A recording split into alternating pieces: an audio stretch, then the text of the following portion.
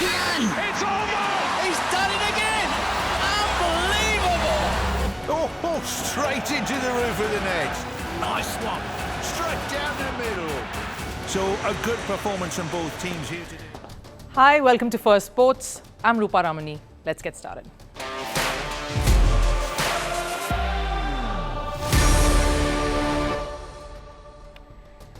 Hi, welcome to the show today. Pakistan cricket coach Jason Gillespie exposes Pakistan cricket system. He says he was roped in to be the head coach of the longest format, but seems to be just a matchday strategist.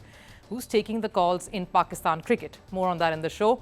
Liverpool's ex-manager Jurgen Klopp seems to have incurred the wrath of German fans. I'll tell you why. And violence erupts in Rio. Fans of an Uruguay club team, Peñarol, came over and vandalized the city, got into a clash with the cops as well. Details of all of this in the show. But first, a look at the headlines. We'll start with cricket. New Zealand batted first in the second test versus India in Pune. Devon Conway and Rachin Ravindra's half-centuries helped the Kiwis post 259 on board. But the star of the show was Washington Sundar. He picked up 7 wickets. And in response, India finished the day 16 for 1. Continuing with cricket, Zimbabwe's men's cricket team have set a T20 international record. They scored a massive 344 against Gambia in a sub-regional World Cup qualifier game. This is the highest total in the history of men's T20 international cricket. Sikandar Raza made a major contribution with an unbeaten 133 runs off 43 deliveries. Zimbabwe won the game by a record margin of 290 runs. In football, clashes erupted between Barcelona supporters and police in Spain ahead of Barcelona's Champions League game against Bayern Munich. Barca fans were protesting their La Liga fixture against Atletico Madrid being held in the United States. Police managed to disperse the fans. The match against Bayern went ahead, where Barcelona registered a 4-1 win. Over in tennis, world number 3, Alexander Zverev has advanced to the quarterfinals of the Vienna Open. The German saw off Marcos Giron in straight sets, downing his opponent 6-2, 7-5. And reports say Japan has expressed interest in hosting the 2031 FIFA Women's World Cup. Japan's football chief wants to see women's football rise in the country. However, securing the hosting rights would be a tough one. It would face stiff competition from US and Mexico. Both of them are expected to submit a joint bid to host the tournament. Pakistan has forgotten what fun feels like. Yes, their men's cricket team just won a test against England, but here's what's happened. They lost to England in the first test by a landslide margin. They decided to change everything up for the second, barring the pitch. Went in with the same track that was bound to dry up and tire out, and let go of all of their specialists. Batters and fast bowlers packed in the spinners in the ranks and won the second test by 152 runs. So the management now feels they need to run the cricket, not the men they appointed after so many interviews and near selections and heartbreaks. This is what coach of the test format Jason Gillespie truly feels. He was roped in 6 months ago when Pakistan cricket was undergoing a massive turmoil and they were trying to overhaul every aspect of cricket administration, from the management, the selectors, captain, and such was the change that was happening. Gillespie and Gary Kirsten were brought on board. But Gillespie feels less like a coach now and more like a match strategist. I'm now just the coach on match day strategy, so I keep out of things and just focus on the players and getting them ready for cricket. It's not for me to talk about. I'll let the selectors do their job, and we'll just go out there and play the best cricket we can possibly play. Now, Gillespie was brought on board with the idea of change, of spearheading that change. He was even part of that connection camp where top brass sat to hash out for the way forward for Pakistan cricket to get back to its glory days. That happened just last month. Of course, what came out of that Connect camp was Babar Azam getting out in a huff and announcing his retirement, that he was relinquishing his captaincy. There has been no sense of status quo in Pakistan cricket, and just when you think there is one, come the next juicy bit of news that a coach and a captain of a cricket team are not being asked or not being allowed even to make the selections for the team that will play a test. That job is now suddenly PCB management and selection committees. So says Gillespie. The PCB came out and made some changes after that test match. It was decided that a new selection panel would come in and they would be making decisions. So I was not involved in the decision-making. I was just there. PCB obviously think they know best. They needed someone to fill in that position as coach, someone who can get along with the players, someone who can manage the team and their schedules, and they'll take the important calls that need to be taken, like who will be the playing 11, who will take the field against England.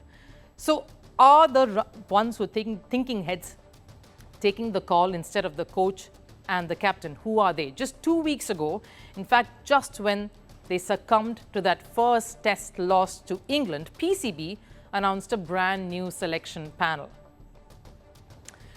They announced Aleem Dar, a former umpire, to be part of that selection panel, Aqib Javed, of course, and Azhar Ali. Now, these were set to join Asad Shafiq and analyst Hassan Chima. This was the new set of heads who would be the selection panel. This change, of course, came in 10 days after Mohammad Yusuf decided to resign from that panel. No head of the committee has been named since 2021. And get this, this selection makes it 26 new selectors for the Pakistan cricket team, having done the rounds since August 2021. In fact, it says that everyone in that selection meeting and that panel, which includes the captain and coach, have a vote. But clearly, Jason Gillespie has trounced all of that with his statement ahead of the third test in Rawalpindi. So you can imagine the situation Gillespie finds himself in. He did not sign up for this. In fact, his statement only reiterated what we already know Pakistan to do.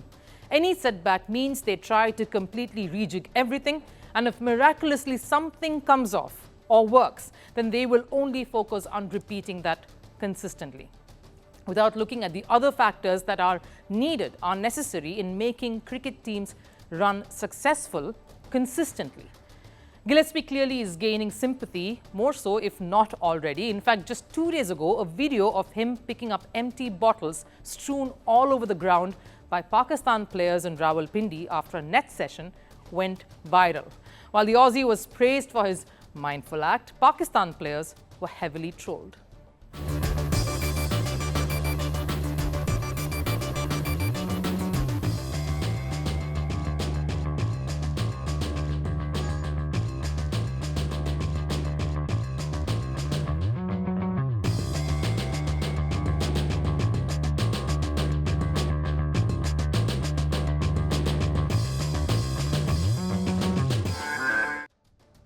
Well, looks like Gillespie is trying to keep himself busy, considering the primary job he's been called up for seems to have been outsourced. But jokes apart, there is some good news though. Pakistan did have a decent day on the field on day one in that deciding test. They successfully put England on the back foot, at least at the start, thanks to their spinners running riot. Now, Jurgen Klopp has gone from being the most beloved face in Germany to one of the most disliked ones in a span of just a few weeks. Not because his former club Liverpool beat German side RB Leipzig in a Champions League game, no. In fact, the reason is Klopp's association with Leipzig itself. The Red Bull-backed club is tied to the massive fallout Klopp has now had with German fans. Let me explain.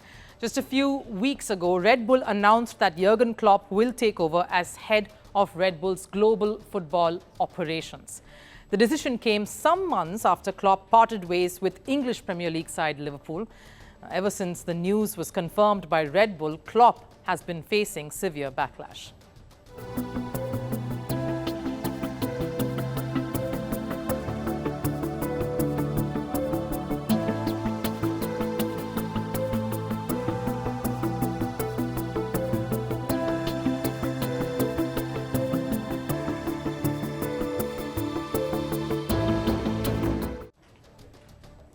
Even Liverpool fans were a bit surprised hearing the Klopp announcement, because earlier this year, when Klopp decided to leave Liverpool, he said he was running out of energy and needed a break from all of this.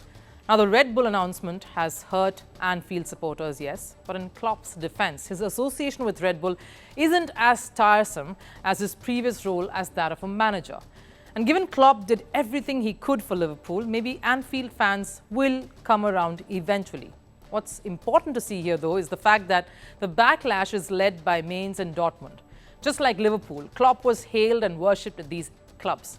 He took Mainz to Bundesliga, Germany's top-flight club competition for the first time in their history, made the underdog club a contender with the smallest stadium and very limited funds. Let's look at Dortmund. He won 2 back-to-back Bundesliga titles in 2011 and 2012 with them, ending Bayern Munich's monopoly. Led them to a Champions League final in 2013 and won 2 other domestic trophies, one the same year and the next in 2014. He was well respected and loved at these clubs for what he achieved with them. And just recently, in September, when Klopp returned to Dortmund to manage a testimonial match, the Dortmund crowd gave Klopp a hero's welcome. But all of that love seems to somehow dissipated and forgotten by this one decision. Unlike Liverpool, the anger here isn't about leaving the club. Fans feel Klopp tarnished the core values of German football. Now, German football is driven by its values of community football. Fans and the community around the club are key decision makers in the sport's running and funding. So a commercial giant like Red Bull coming to German football in RB Leipzig hasn't gone down too well with German fans, which is the biggest reason why RB Leipzig is one of the most disliked clubs in Germany. Before 2009, where there was no club named RB Leipzig, the energy drink took over SSV Markenstadt and renamed it to the current name of the club.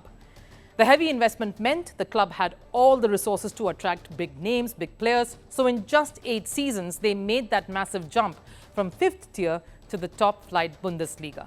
The biggest turnaround for any club. German fans saw this as a way of money buying over the sport, the biggest act of commercialization, something German football is against. And it's not the first time German fans have voiced their displeasure towards commercialization. Germany's football body DFL decided to sell its broadcasting stake to a foreign investor earlier this year. That decision was met with heavy criticism from all fans.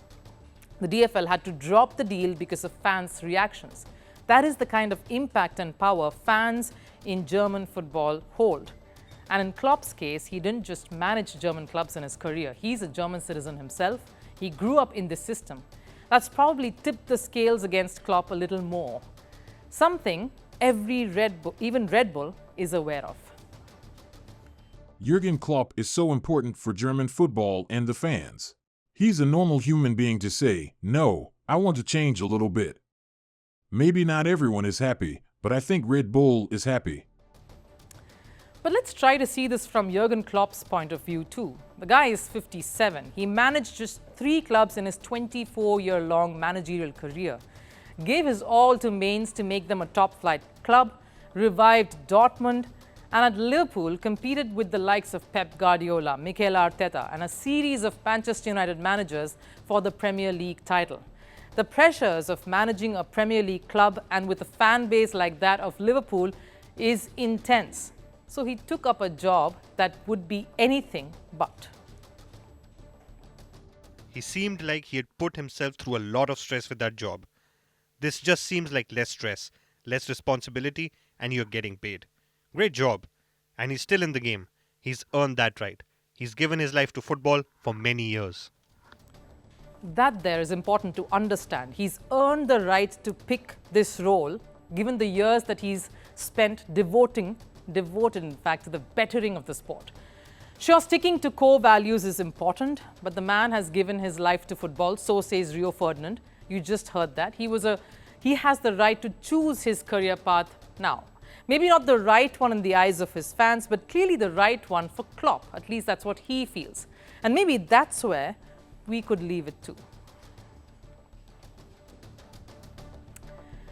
Uruguay football has seen some unrest, with one of their best, Luis Suarez, casting aspersions on the national coach pulling the team down. But guess what? Fans in the South American country are doing their best to keep Uruguay and football in the news for all the wrong reasons.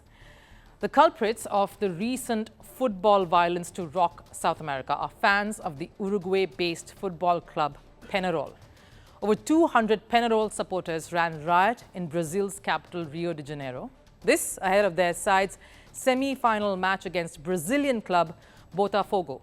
The tournament, the Copa Libertadores Cup.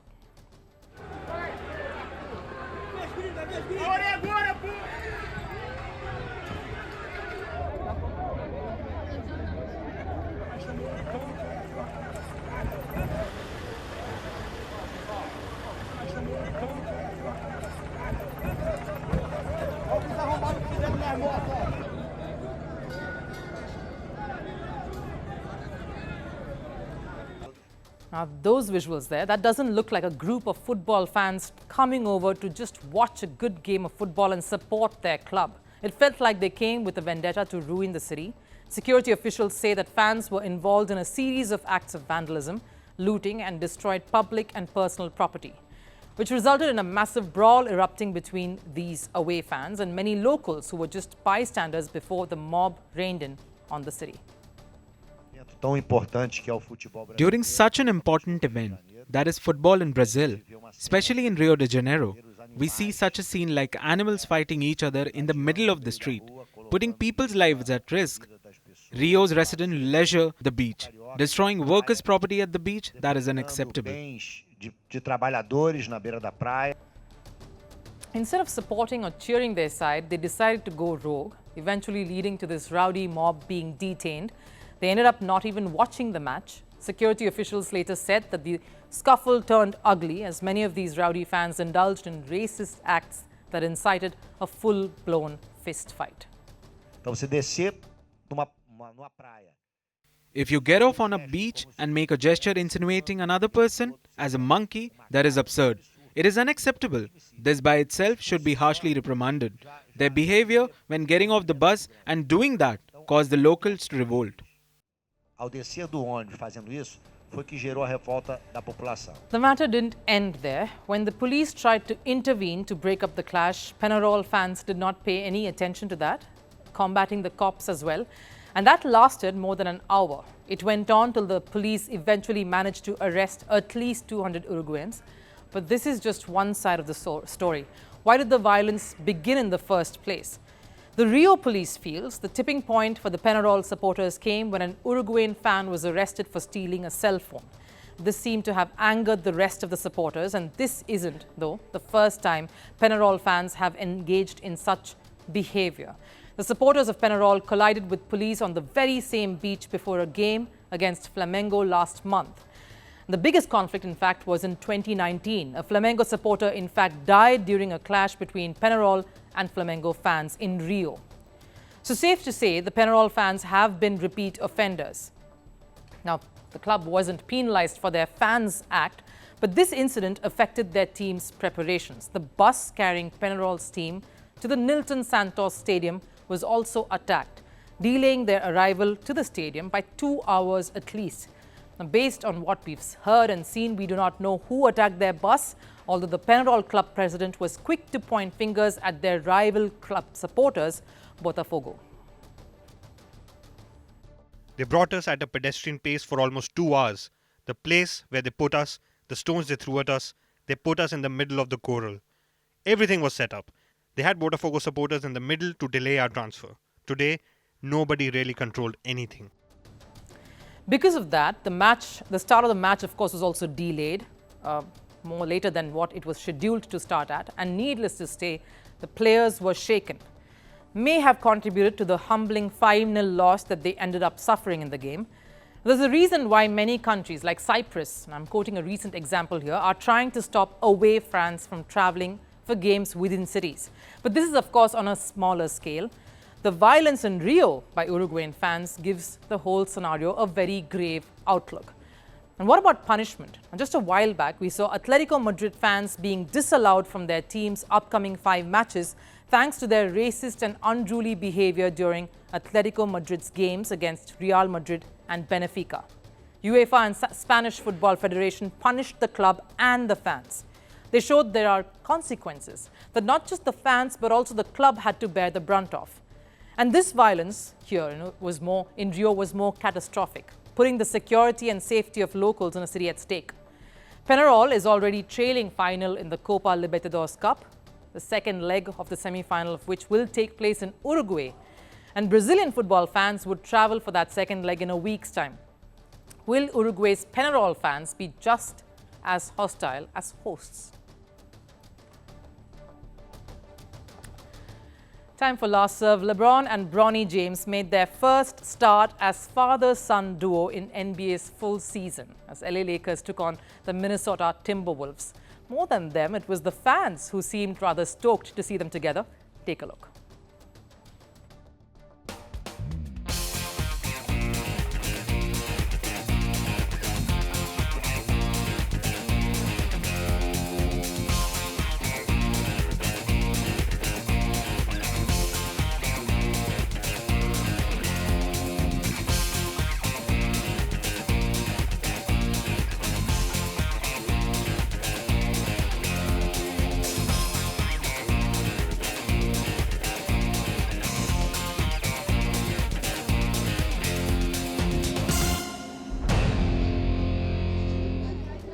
Sometimes it's not just marketing or the talent, it's just stories like this that truly make the sport grow bigger. But that about wraps it up here on Firstpost today. I'll see you again tomorrow. Till then, do take care.